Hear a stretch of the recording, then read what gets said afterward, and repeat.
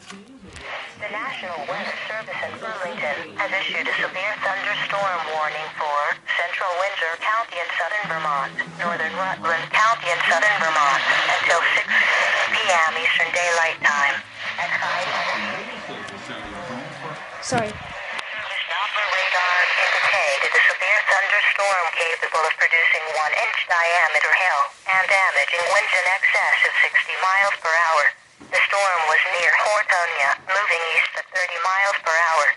Locations in the warning include, but they're not limited to, East Hubbardton, Brandon, Chittenden, Pittsford, Mendon, Pittsfield, Killington, West Bridgewater, Barnard, Silver Lake State Park, Pomfret, Woodstock. This severe thunderstorm is also producing deadly cloud-to-ground lightning. When you can do so safely, please report damaging winds or hail to the National Weather Service by calling toll-free 1-800-863-4279 or by submitting a storm report at weather.gov/Burlington.